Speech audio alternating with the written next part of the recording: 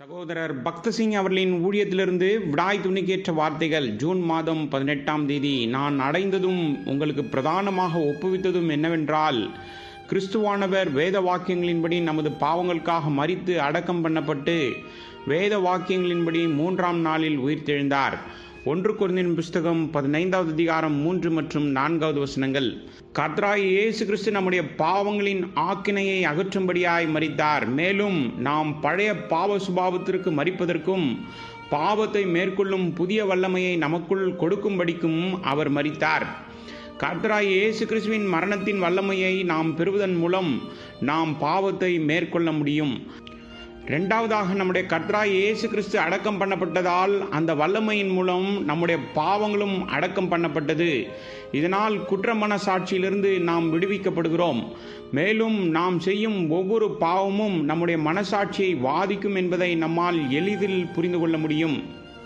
ஒரு மனிதன் பொய் சொல்ல போகிறான் என்று கற்பனை செய்து பாருங்கள். பொய் சொல்லாதே என்று அவனது மனசாட்சி சொல்லும். ஆனால் அவன் தனது மனசாட்சியிடம் நீ அமைதியாக இரு என்று சொல்லி கடைசியில் அவனது மனசாட்சி மௌனமாகி மரித்து போகிறதை பார்க்கிறோம். அப்படி இருந்தும் ஒரு நாள் அது யோசிக்க வைக்கும். நீ அதை செய்ய வேண்டாம் என்று நான் உனக்கு சொன்னேன், ஆனால் அப்பொழுது நீ என் எச்சரிப்புக்கு எதிராக செயல்பட்டதால் இப்பொழுது பாதிக்கப்பட்டிருக்கிறாய் என்று அவனிடம் சொல்லும். இப்படியாக அவனது மனசாட்சி அவனை உறுத்தி கொண்டே இருக்கும். இது போன்ற சமயங்களில் சிலர் தர்மத்தின் மூலம் தங்கள் மனசாட்சியை சமாதானப்படுத்த முயற்சி செய்கிறார்கள். ஆனால் இத்தகைய செயல்களினால் கிடைக்கும் நிவாரணம் தற்காலிகமான ஒன்றுதான்.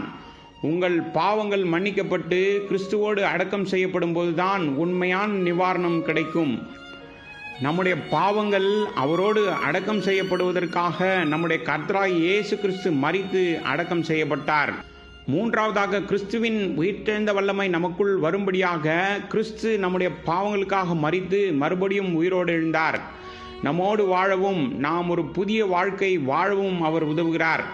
நாம் இந்த புதிய வாழ்க்கையை நம்முடைய மன விருப்பத்தினாலோ அல்லது வேத அறிவினாலோ வாழ முயற்சித்தால் அதில் நாம் வெற்றி பெற மாட்டோம். மேலும் நாம் கோபப்படுவதற்கும் பொய் சொல்வதற்கும் இன்னும் எளிதில் தூண்டப்படுவோம். உண்மையான வெற்றியை பெற அவருடைய உயிர்த்தெழுதலின் வல்லமையை விசுவாசத்தின் மூலம் கொண்டு வர வேண்டும். மத்தேயு சுவிசேஷம் 7வது அதிகாரம் 7வது வசனம் மற்றும் 6வது அதிகாரம் 31வது வசனத்திலிருந்து 33வது வசனம் வரை அறிவுறுத்தப்பட்டிருக்கிறபடி நாம் அதை கேட்க வேண்டும். இப்பூலோக காரியங்களை கேட்பதற்கு பதிலாக பரலோக மற்றும் ஆவிக்குரிய காரியங்களை கேட்க வேண்டும். ஒவ்வொரு நாளும் நாம் அவருடைய உயிர்த்தெழுதலின் வல்லமையை கேட்க வேண்டும். அப்பொழுது நாம் ஒவ்வொரு சோதனையையும் ஒவ்வொரு பாவத்தையும் வெல்ல முடியும்.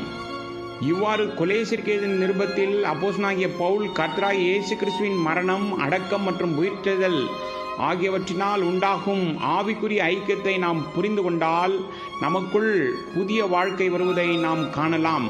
கொலோசியர் நிருபம் 3வது அதிகாரம் 1லிருந்து 3வது வசனம் வரை.